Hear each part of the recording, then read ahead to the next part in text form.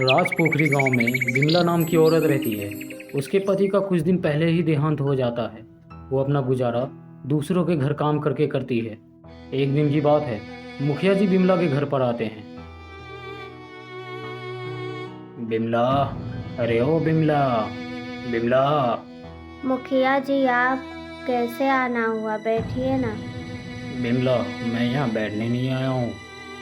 देख विमला, तेरा मर्द तो रहा नहीं, अब क्या पूरी जिंदगी ऐसे गुजारेगी क्या? मुखिया जी, ये आप क्या कह रहे हैं? आपको पता नहीं है कि मैं एक विधवा हूँ। इसलिए तो मैं तेरा भला सोचने के लिए आया हूँ। तुम मुझसे शादी कर ले, तेरा बेरंग जिंदगी को रंगों से भर दूंगा। विमला क्रोधित होकर बोलती है।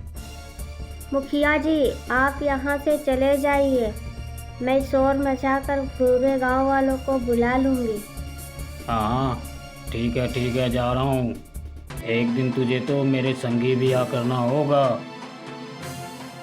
इतना बोलकर मुखिया जी वहाँ से चले जाते हैं। बिरजू विमला के स्वर्गपति रमेश का मुंह बोला भाई होता है। वह शहर की तरफ जा रहा होता है, तभी विमला घर के बाहर मिलती है। प्रणाम भाभी, मैं शहर जा रहा हूँ। अगर आपको कुछ मंगवाना हो तो बता दीजिए, मैं ले आऊँगा। बिरजू। ना ना ना भाभी, पैसे की फिक्र मत कीजिए। वैसे भी रमेश भैया का बहुत उपकार है मेरे ऊपर। अब आपके दुख मुसीबत को देखना हम सब गांव वालों की जिम्मेदारी है। नहीं बिरजू, अभी कुछ नहीं चाहिए। जब ज़रूरत होगी तब बोल दूँगी। अच्छा भाभी, फिर मैं चलता हूँ। प्रणाम। इतना बोलकर बिरजू वहाँ से चला जाता है। बिरजू को शहर से लौटते वक्त शाम हो जाती है।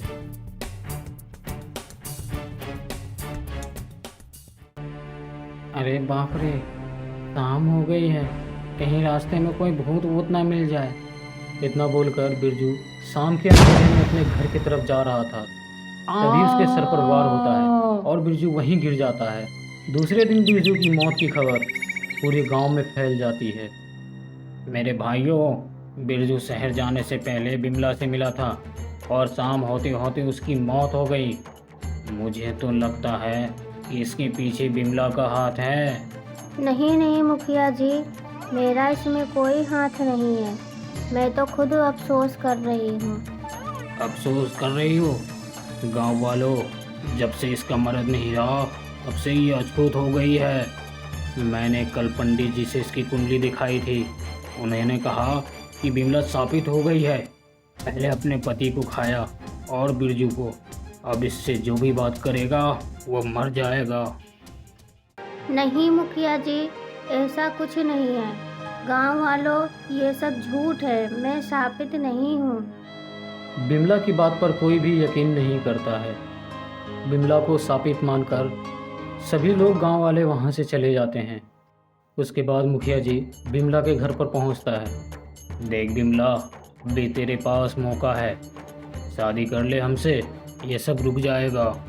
मुखिया जी, मैं जानती हूँ बिरजू को आपने ही मरवाया है। देख बिमला, ये तो मुझे मालूम नहीं है कि बिरजू को किसने मरवाया, लेकिन इतना ज़रूर मालूम है कि तू स्थापित हो गई है। और ये सांप तेरा शादी करने से ही टूटेगा। तू शादी कर ले मुझसे। मुखिया जी, मैं अपनी जान दे दूंगी, लेकिन शादी नहीं करूंगी। अब आप यहाँ से जाइए। जाता हूँ, लेकिन बिमला, ये श्राप को मत भूलना। इतना बोलकर मुखिया जी वहाँ से चले जाते हैं। देख रहे हैं ना जी, आपके ना रहने के बाद लोग सब कैसी कैसी बातें करते हैं। आपको तो पता है ना कि मैं निर्दोष हूँ। अब आप ही बताइए मैं क्या करूँ। दूसरे दिन। अरे बिमला, क्या हुआ? लोकेश भैया, क्या आप भी यही मानते हैं कि मैं शापित हूँ? नहीं बिमला, मैं जानता हूँ कि तुम एक पवित्र नारी हो। वो मुखिया झूठ बोल रहा है। दूर खड़ा चिपलू और गरवा बिमला और लोकेश को बातें करते देख रहा था।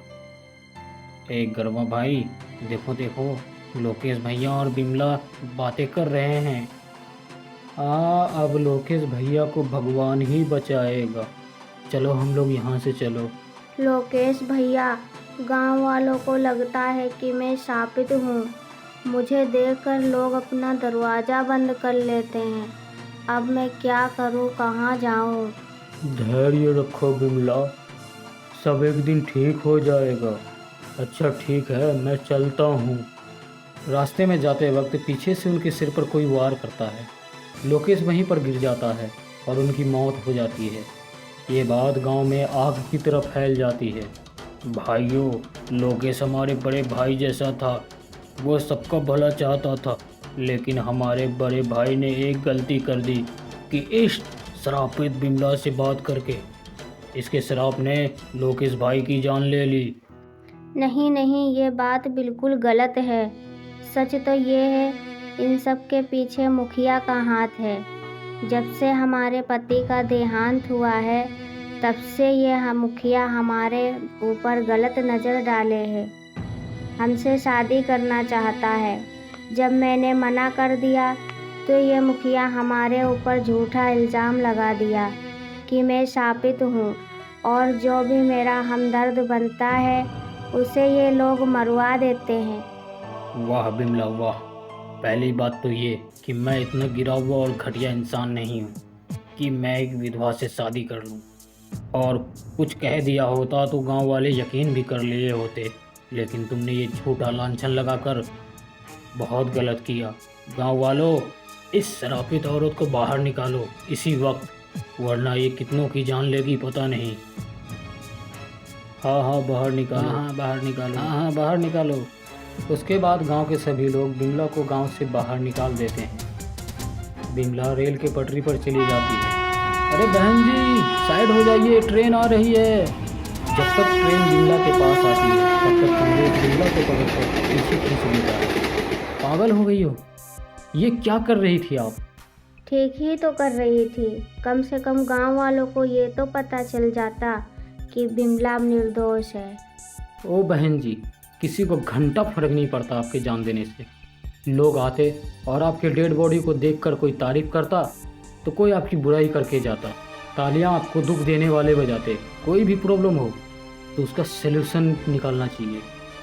मरने से कोई भी प्रॉब्लम का सलूशन नहीं निकलता है। वैसे आप मरने क्यों आई थी? बिमला कमलेश को वो सारी बातें बताती है जो भी उनके साथ बीता होता है।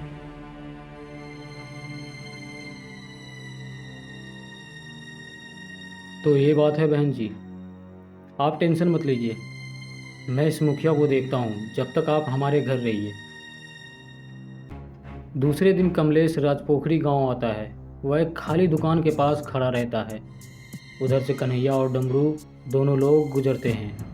ये दोनों तो शक्ल से ही गुंडा लगता है, क्यों ना इसका पीछा किया जाए, ज़रूर कुछ न कुछ सुराग हाथ लगेगा। कमलेश छुपते छुपाते उसका पीछा करने लगता है। कन्हैया और डमरू गांव के पास वाले जंगल जाता है। वहाँ पर मुखिया खड़ा रहता है।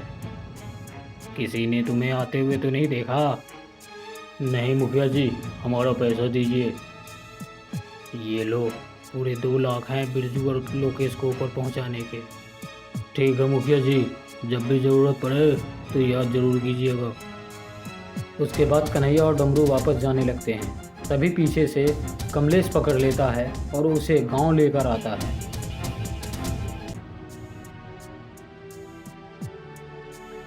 गांव वालों, मेरा नाम कमलेश है और मैं चंदनपुर गांव से आया हूं। आप लोग जानते हैं ये लोग कौन हैं? आप में से कोई नहीं जानता होगा, लेकिन एक शख्स इस गांव में है जो जानता है। क्यों मुखिया जी, सही कहा ना? मुझे क्या मालूम ये कौन है।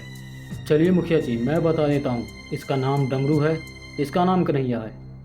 मुखिया जी, कन्हैया और डमरू ये तीनों मिलकर बिरजू और लोकेश का खून किया और इल्ज़ाम बेचारी बिमला पर लगा दिया कि वो शापित है। और आप लोग यकीन भी कर लिए। क्योंकि आप लोग पढ़े लिखे नहीं हैं।